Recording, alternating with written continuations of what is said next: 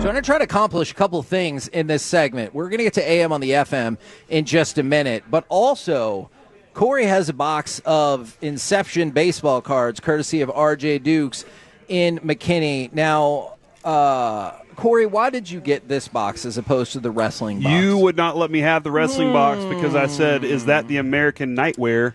And you got mad at me and said I couldn't have the wrestling box. That's a fair way to put it. Alec, would you say another way to put it is because you knew that Cory the Troll would be in overdrive on that box? Yeah, he would be, and I probably wouldn't be able to identify like a single superstar that he pulled based on the names he would read. The worst one is when he said Rock Hot Steve Boston, and I almost lost it one night. Him and the Pebble had a great match. Okay, shut up. Shut up! I hate you right now. All right, so what we're going to do while you're opening this is from the mind of Cory Majors. Oh, no. So you know it's either going to make you mad or be a really great question. After the first half of the season, who can the Rangers not do without? Oh, okay. All right. All right. Who can the Rangers not do without? So, and somebody just yelled out Jacob deGrom, the lone all-star selection for the Rangers. And I get that, and it's hard to disagree with that. I'm going to present a different option, though.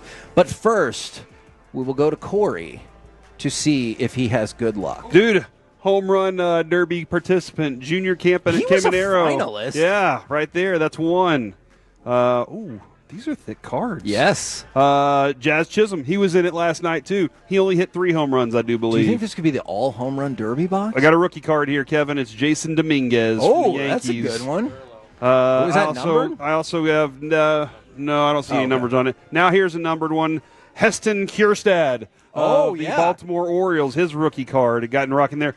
Oh, my gosh. Man, Mike's about to get to this Whataburger in Frisco faster than anything you've ever seen. Numbered to 299 and autographed, Evan Carter. Whoa! World Series did you guys champion. hear that audible yell out of here? World Series champion Evan Carter right there. None of the other cards matter after this, right? Is that how it works? Wow, that's awesome right there. Kodai Senga from the New York Mets. Man, yeah. And then Ben Brown, rookie card from the Cubs. Well, see, I was going to say I'm disappointed it wasn't all home run derby, but I guess we really put that to bed. We hit a home run with this one, that's for sure. Yeah. Oh, look at that. Look at that. Now, what I would recommend, Cory, is if you get a call from Mike Bassick in the next 25 minutes, just silence it. Hang up. Yeah, because he's going to be like, Cory, what can I do to get that card from you? All right, so he calls us every day anyway. That is true. I talked to him on the way to the Whataburger today. So it's interesting because obviously Evan Carter, a part of this team that we still hope the Rangers can turn it around. But allow me, if you will, a couple of moments of your time to present my case for one Marcus Semien. Oh, I like this. I am going to argue after the first half of the season, the Rangers cannot do without Marcus Semien. We're gonna split this season up into two different components. When Marcus Semien was really bad and when he's been really good. The line of delineation is June 1st. It is astonishing how well that lines up. Has he been 3 reallys good yet, or is he just really, really? I think it's just 2. Just 2 reallys, okay. And so that gives you optimism potentially for the future. Yeah, just 2. All right, so consider this. First 58 games of the season. 58 games. Marcus Semien had 4 home runs and 21 RBIs.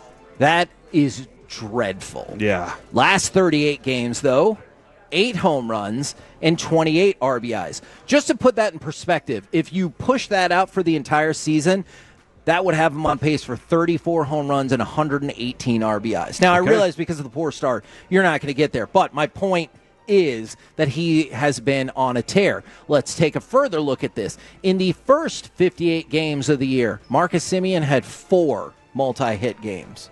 Yikes. In the last 38, he's had 11 multi-hit games. So there's no doubt he is heated up. In the last 38 games, he has a .301 batting average and a .909 OPS. And you might be like, that sounds great, Kevin. That's one individual player. So let's talk about that part.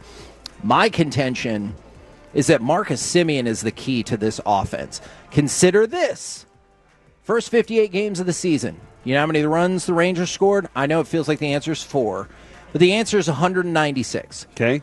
So think about these numbers. First 58 games, 196 runs. Last 38 games, 197 runs. So in 20 fewer games, they have scored one more run. And those games coincide exactly with the offensive takeoff from Marcus Semien. First 58 games, they averaged 3.38 runs per game. That's never going to get you anywhere. Last 38 games, they have averaged 5.18 runs per game.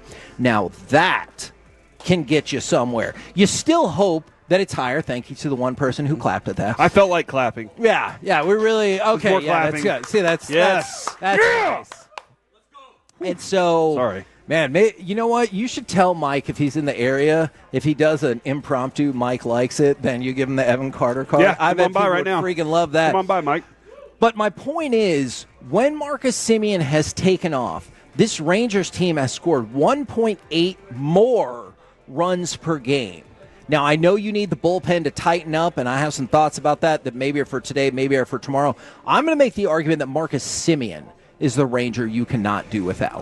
Kevin, I think you laid out that plan perfectly. And we've seen it. We've said this for a while now. I think at the beginning of the season, I said the way the Rangers go as Marcus Semien goes.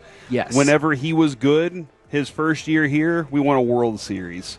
Last year, he did not have his best year, and we all were kind of like, oh, what's going on here?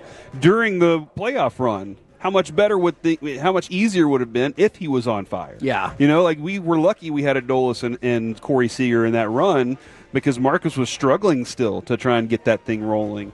And they were able to get through it, though. But then, World Series game, he hits a home run, and we're all celebrating with him. Yes. I think Marcus Semien's dead on, man, because he's like the crank for this team. Can I say that? I think so, depending on what you say he's next. a gear. He's a It's gear. depending for on this what team. you say now. He's a Okay. gear but he's the strongest gear. He's the one that it works all the time. You kind of take it for granted a lot of the times, and then you look over and you're like, man, what would we do without it? Yes. And so I think that's where I look at Semien.